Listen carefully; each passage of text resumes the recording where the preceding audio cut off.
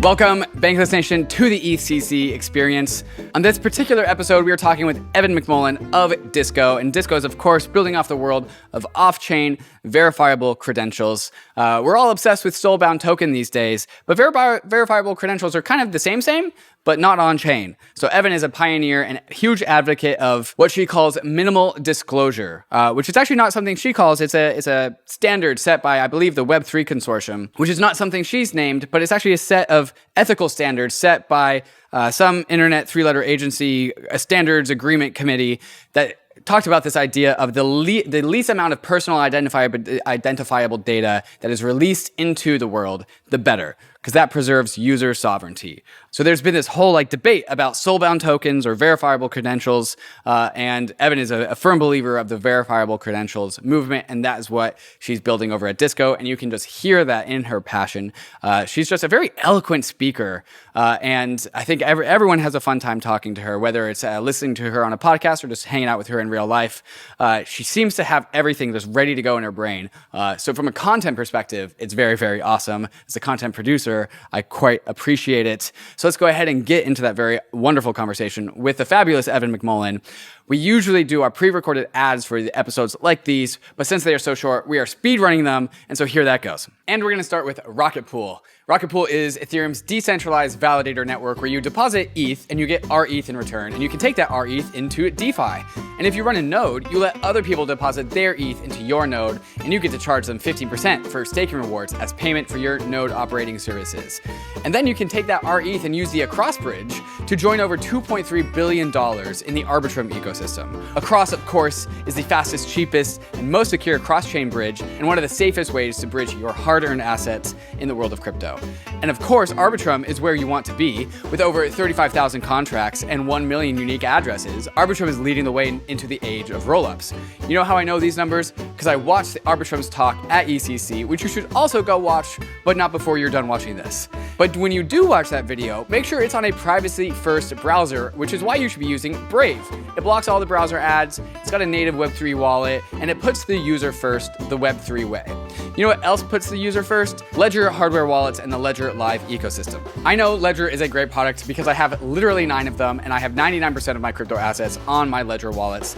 And the Ledger Live ecosystem is all you really need when it comes to living a bankless life, such as buying with fiat, swapping, and staking. But for the rest of you that are sitting on stablecoins because the market is scary right now, make sure you're using a decentralized bankless stablecoin. May I suggest DAI from MakerDAO, the most tried and tested stablecoin in existence. But with Maker, you don't have to hide your stables on the Ethereum layer 1. Maker is building DAI portals, so you can mint DAI natively across all the layer 2s, so you can make sure that your assets don't go down another 90%, but you still get to go do all the DeFi things across the L2 verse. So I hope you use these sponsors on your quest for going bankless. And right now, I bring you my conversation with Evin McMullen. Evin, how's it going? GM David, or BJ, as I guess we're saying here, bonjour. It is wonderful to be here at EthCC. I'm so happy that you're going to be the person that introduces that to the Bankless Nation, because I have not been sharing that inside joke with all of them. I regret nothing. So since we're in Paris, instead of saying GM, we've been saying BJ for bonjour, of course. Good morning in the local language. Yeah. But of course, as we know, GM is agnostic of culture, time of day. So we love a good universal greeting. Evin, how has this conference so far? We're still on day 1, so there's a lot of conference left. But you've risen quickly onto the scene of being the queen of Web3 data. So how's this conference been for you? It has been a wonderful adventure, David. There have been a few events leading up to today, and the theme that I'm sensing throughout all of these side events and my experience of the conference so far is that we are ready for account abstraction. People are thinking about identity of the human beings who sit behind wallet addresses. So it's really wonderful to see the ecosystem coming together in service of non-financial utility, especially given this very unique opportunity we have in the build market. You know, I've been thinking about all day, reflecting on EthCC last year, where Vitalik gave his talk about how we need to focus on non-financial use cases of blockchain. And then that was kind of just an idea for 6 months. And then Lens Protocol came about. And then we had this resurgence in decentralized identity, and Disco has risen, come onto the scene. And so a year later, we're finally doing the thing that Vitalik talked about a year ago. And so like there's so much to unpack in the last like year and the lessons that we've learned. But also Vitalik's giving a talk again on Thursday in 2 days. So I'm hoping he's like kind of helps us nudge that even further because we all seem to be perpetually behind Vitalik by about like 6 to 12 months. But how much more is there left to do in the world of non-financial use cases of blockchains? How much left is there to build? Most of it. Most of it. I think, so obviously we know public blockchains are a really wonderful place for data that has a double spend problem, that requires global public availability in perpetuity, until the heat death of the universe. But for all other kinds of data for which that is not optimal, we need to build a similarly rich ecosystem to what we can enjoy with smart contracts and on-chain interactions. Mm-hmm. So love Vitalik's foresight. I take issue with the fact that he canceled Kim Kardashian last EthCC, but like, it's fine. But I think it's a really wonderful moment for us to come together, not only as the Ethereum ecosystem, but also to find common ground with other base chains that are reaching the ceiling of fun and utility that you can enjoy with only public data. Mm-hmm. I was talking to Stani earlier today, and one of the things we were focused on is like, we've got like this blockchain tech stack that everyone is generally familiar with, right? We got the Ethereum layer 1, we got all these layer 2s, we got ZK rollups, we got optimistic rollups, we got application specific chains. But also in completely separate to that, we have this new stack that's coming about, and it's like this data stack where we have like file storage, we have like ceramic network, which I'm not actually sure how to classify that. So that's the first question to you is what the hell is ceramic and how do we classify it? But then we also have like Disco, which is like the top level funnel for all of these things. Can you just like share an illustration or your vision for like this tech stack that's being built in parallel to all of our blockchain stacks? So I would say the way we make this cake is hardware, network, infrastructure, application. Beautiful. And so in that infrastructure layer, which is like the very substantial center of the cake, that is going to be where our data goes to sleep at night. So teams like Ceramic are building decentralized storage that we at Disco use in a manner encrypted against the user's keys, so they're in ownership and control of that data. But what this allows for is increased censorship resistance, so you don't have a centralized authority lording over a given centralized set of data. It diminishes the risk surfaces that we typically associate with centralized data storage as well. And it offers a unique facet of composability. You can build upon this data and many apps can engage with it, but it doesn't need to be publicized in the same manner that we do on chain. So this word data is so generalizable because it literally means like everything. And when I was first talking to you about this like data stack, I was like, okay, decentralized data, like verifiable data. It was so broad that I had a hard time visualizing it until like I just got it repeated and repeated and repeated. So like what's an example of like data that would be put in like Ceramic, for example, that we could like iterate on or tinker with or build upon? Like, is there a use case that we could talk about? Oh my gosh, so many. So one that we're really excited about working on right now with the Disco team is issuing membership credentials to members of DAOs that attest to their membership in good standing. So for those communities that don't want to have an unfettered secondary market for their membership, having qualifying traits, experiences, contributions that that represent your membership in a community should come along with a proof of that good standing that you can use in Web2 contexts to unlock things like tickets, content, merchandise discounts, in a Web3 context to access permission DeFi pools and interact with smart contracts, as well as in physical spaces. You can use this very same credential that you've used for Web2 and Web3 to even enter a physical party, as we've tested before with the Disco team. And so having independently verifiable user-owned data that can be implemented in multiple contexts to unlock a broad variety of experiences, not just a single piece of data for a single experience. That's the beauty of having interoperability here, right? So if we, this week we've spent a lot of time filling out forms to go to parties. If you've ever been to a crypto conference, you probably know what that's like. And so we can save ourselves a lot of time and agony if the basic information about us is readily available, so we can essentially autofill these forms. But rather than inviting Google to do that for us by holding a copy of our data, which they're conveniently also selling, monetizing, using without our explicit consent, we can be in control of that interaction. And this is something that is just totally agnostic to the crypto world. It just so happens to use cryptography. And so we kind of think of it as like, inside of crypto, inside of Web3. But there really is no boundary between what you're talking about in this data stack towards the whole rest of the world. It actually has very little to do with the blockchain, I'd say. Exactly. You can sign independently verifiable data, verifiable credentials, with keys that you get from a blockchain. But just because your keys come from a public chain doesn't mean you have to use them to interact on the public chain alone. And so we now have two realms of capability for our existing key pairs in Web3, as well as many in Web2. We can push on-chain public transactions. We can sign independently verifiable private data that we pass around via API or off-chain means. And so what this allows us to do is enjoy interoperability across Web2 and Web3 across chains without needing explicit bridges, without needing to pay gas fees, without our concern for security of assets being locked up on one side and information not being able to flow. And so when we think of the Web3 that was promised, right, banking the unbanked, enabling smoother experiences IRL, all of these things require an identity layer. Who is this user behind the wallet? And so something we were talking about a little bit earlier today is like, what is the atomic unit of Web3? Right now, we think of it largely or talk about it largely as wallet addresses. But I'm sure you probably have more than one wallet address, and I'm sure you do too, because that's good OPSEC. But what that means is, you're the same David who shows up for all of these different wallets. There are different facets of you, but as far as the Ethereum protocol is concerned, you are a different person every time. Right. And so in order to enable greater, seamlessness in our interactions and to avoid building a whole bunch of silos on a slower, more expensive database, we need to reorient our design choices around the atomic unit of a human being. Ethereum is a human coordination tool, and if we are not building to optimize for the human experience, what are we optimizing for? Right. Yeah. There's that meme that, Ryan, I'm pretty sure has a scheduled tweet out every 6 months, is that your Ethereum wallet is like the passport to the Web3 metaverse. And also some other people have talked about this use case for NFTs in the same way, where like, NFTs are like your identity, or like then an identity NFT can represent who you are. But that doesn't really make any sense, because I can have as many Ethereum wallets as I want, and I can also have as many NFTs as I want.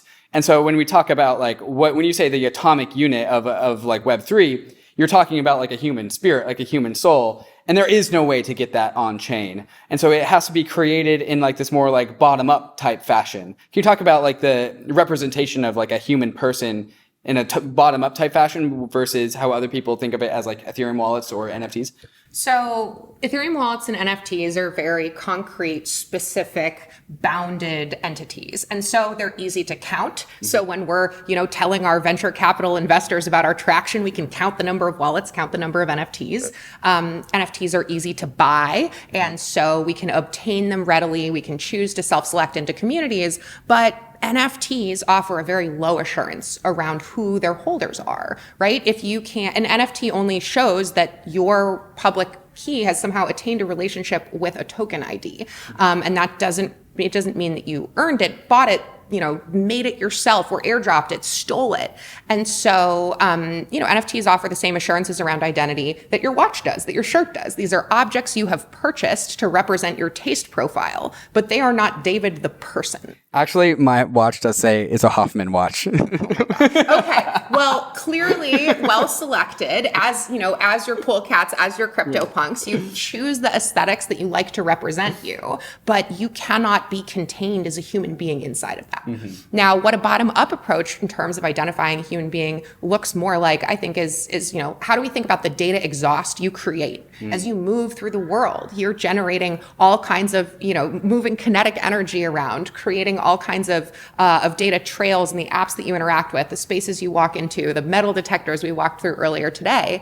And so the unique pattern of data that you emit as you move through the world, that trail is a description of what has made you. Yeah. As opposed to proactively self-selecting items to purchase and demonstrate your taste profile. Instead, a bottom-up approach to identity can look a lot more like capturing the actions you have taken, the contributions you have made, the qualifications that you enjoy.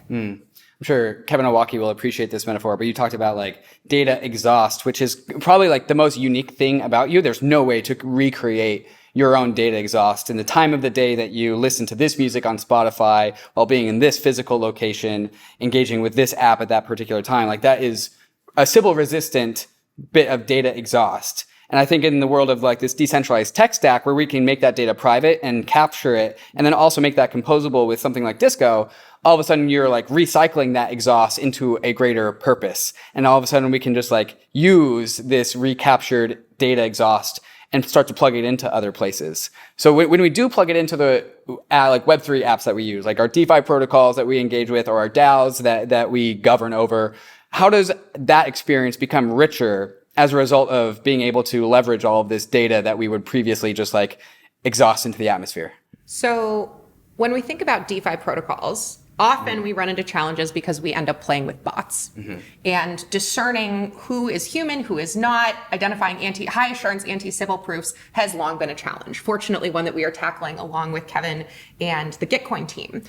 So, you as a human being do all sorts of activities all day that a bot can't do, right? A bot can't drink wine on the Seine here in Paris. A bot cannot eat shredded cheese by the light of the refrigerator at 2 a.m. You are doing all kinds of activities throughout your day that a bot can't do. And so why do you have to suffer the indignity of filling out a CAPTCHA when you visit a website? Like, you've already done all kinds of human activities today. You've proven to the world that you are a human being, but you have failed to capture them in a form that can be read by the interface you're interacting with.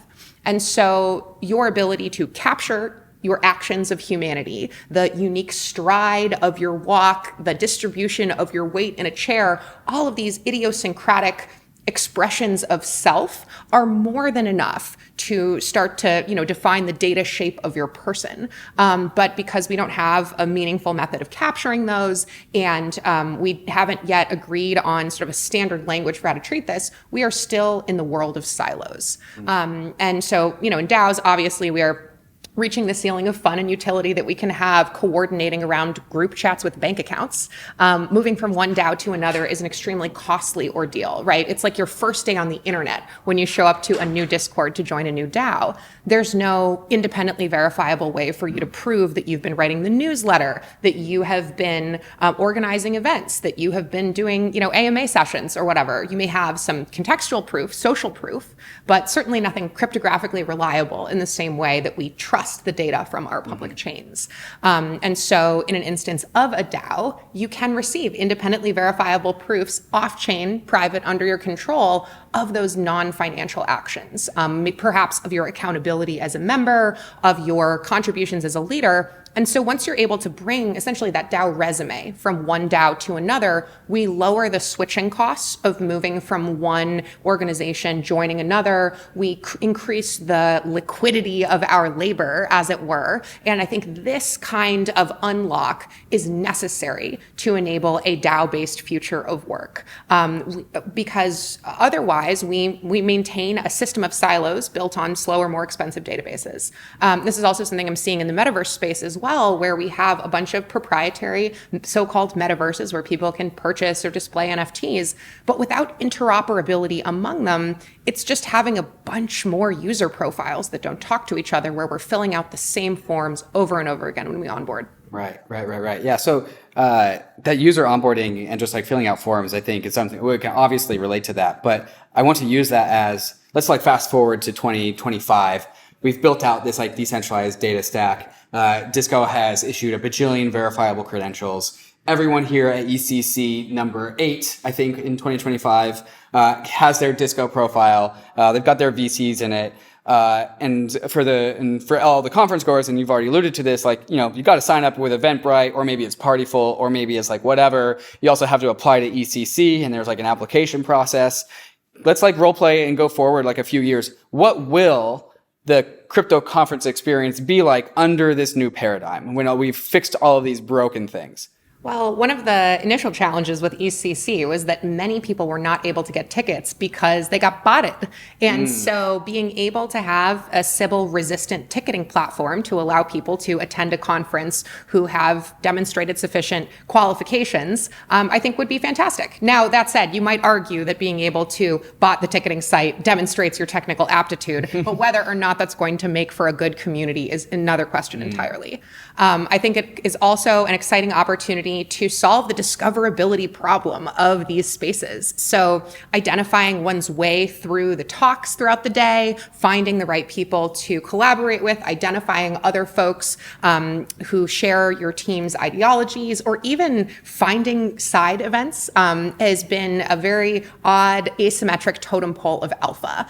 So we are all atomic units buzzing through this conference center, and the search process is very laborious. We have to review these schedules. We have to seek people out. And, certainly based on the number of people like running down the hallway yelling my name, the search process could be a lot more efficient.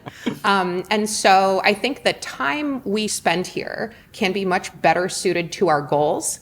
And we can spend less time searching in earnest and more time finding the experiences that we came here to vibe with. Beautiful. I think we've already been talking about most of your answer, but I'll just lay it out to you anyways. We need to build our way out of this bear market. What do we need to do in this world of decentralized identity to build our way out of this bear market? I think that the way we build out of this bear market and the way we decouple the crypto markets from the traditional finance markets is to add another axis to the graph. So right now, I think of blockchains as sort of flat databases that map public identifiers with tokens and interactions, but we need account abstraction in order to achieve capabilities that the traditional financial markets cannot. And so if we add in the ability to have user-owned, off-chain, contextual, rich data that can be much more expressive and much more specific and narrow and plentiful than what we typically enjoy on chain, then we will give ourselves a new set of superpowers that extend beyond financial interaction. And it is that reputation and identity system that will, allow us to bring forth the future that we all grew up watching in sci-fi movies.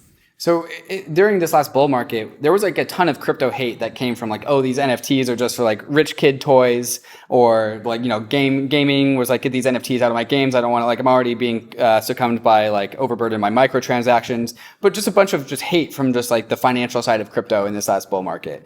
Do you think this world of like decentralized identity and all of this like verifiable credentials can like win the hearts and minds of people that just are not like turned on by all the money side of crypto? I think that making things suck less for people in their daily lives is a winner every time.